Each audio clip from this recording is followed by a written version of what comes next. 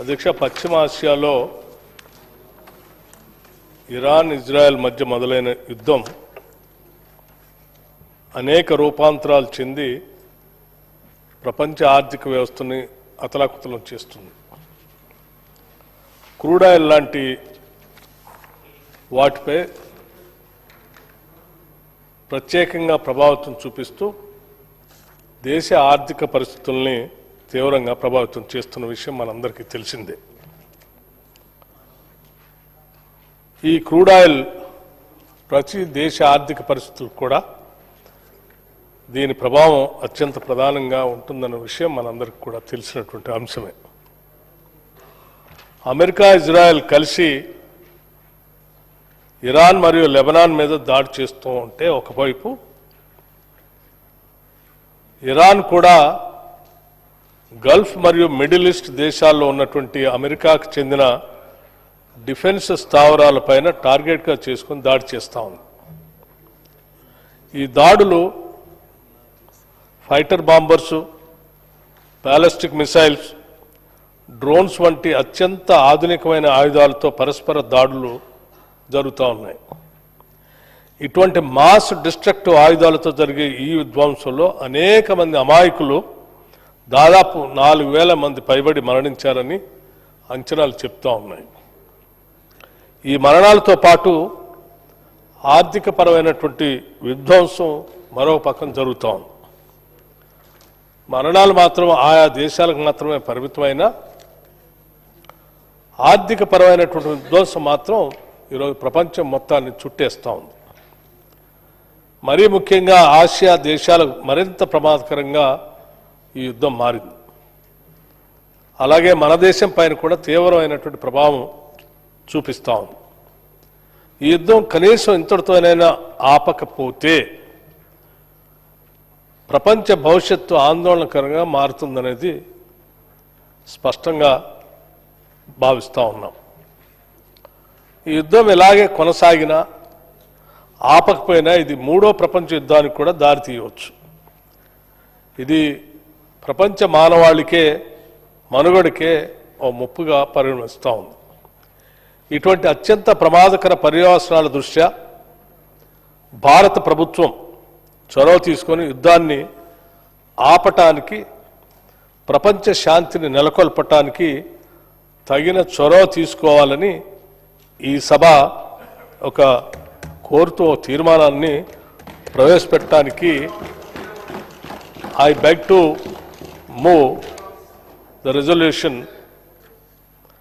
పశ్చిమాసియాలో కొనసాగుతున్న యుద్ధం దుష్ఫలితాలు ఆ ప్రాంతంపైనే కాకుండా యావత్ ప్రపంచంపై తీవ్ర ప్రభావం చూపిస్తున్నాయి. ఇప్పటికే అనేక నగరాల్లో విధ్వంసంతో వేలాది మంది ప్రాణాలు కోల్పోయారు. అందులో చిన్నపిల్లలు, మహిళలు, విద్యార్థులు ఉండటం విచారకరం. అనాథాశ్రమాలు, పాఠశాలలు, ఆసుపత్రులపైన కూడా దాడులు జరగటం అత్యంత దురదృష్టకరం. గల్ఫ్ దేశాలపైన యుద్ధ ప్రభావం కనపడుతుంది. తెలంగాణతో పాటు మన దేశంలోని వివిధ రాష్ట్రాలు, కేంద్రపాలిత ప్రాంతాలకు చెందిన సుమారు 90 లక్షల మందికి పైగా భారతీయులు అక్కడ ఉద్యోగాలు చేస్తూ నివాసం ఉంటున్నారు. యుద్ధ ప్రభావంతో మన దేశానికి వచ్చే పెట్రోల్, డీజిల్, ఎల్పీజీ గ్యాసుల సరఫరాకు ఆటంకాలు ఏర్పడి ప్రజలు తీవ్రమైనటువంటి ఇబ్బందులు ఎదుర్కొంటున్నారు. ఫలితంగా ధరలు పెరుగుతున్నాయి. పలువురికి ఉపాధి కరువు అవుతుంది.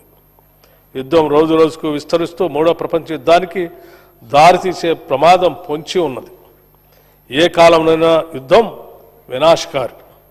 ఇది అపార ప్రాణ ఆర్థిక నష్టాలు దారితీస్తుంది. కాబట్టి పశ్చిమ ఆసియాల్లో జరుగుతున్న యుద్ధాన్ని ఖండిస్తూ దాన్ని తక్షణమే నిలిపివేసి శాంతి పరిడవెళ్లాలని ఈ సభ ఆకాంక్షిస్తుంది. ఈ విషయంలో భారత ప్రభుత్వం చొరవ చూపాలని కోరుతూ ఈ శాసనసభ ఏకగ్రీవంగా తీర్మానం చేస్తుంది. Resolution moved. ధన్యవాదాలు అధ్యక్ష.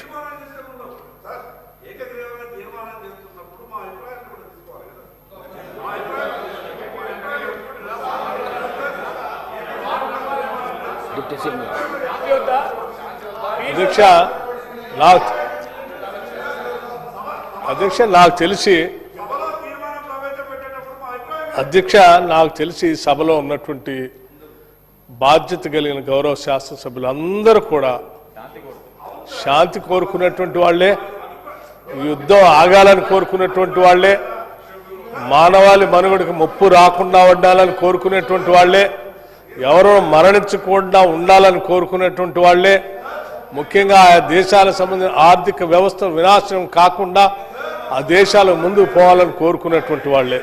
తప్పనిసరిగా వారు కూడా ఈ తీర్మానాన్ని అంగీకరిస్తారని భావిస్తా ఉన్నాను. ఒకవేళ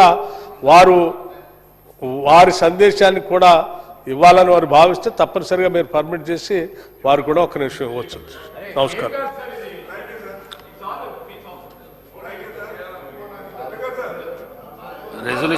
Resolution moved.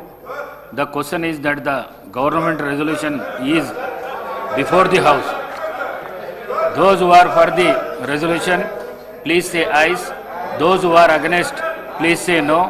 Ayes have it. Ayes have it. The resolution is adopted.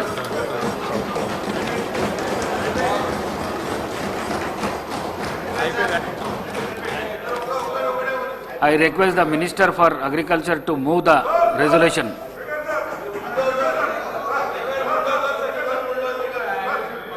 Agriculture Minister garu.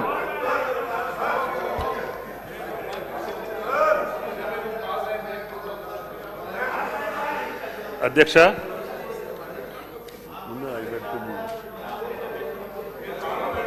I beg to move resolution, sir, government resolution. ముఖ్యంగా వ్యవసాయ రంగంలో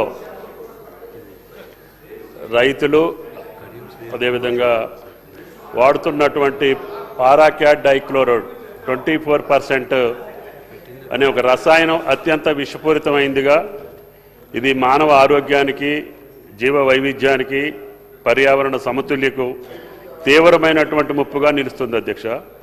ఇది శరీరంలోకి ప్రమాదవశాత్తు కానీ ఉద్దేశపూర్వకంగా తాగిన ఊపిరితిత్తులు, కాలేయం, మూత్రపిండాలు దెబ్బతిని మరణానికి దారితీస్తుంది అధ్యక్ష.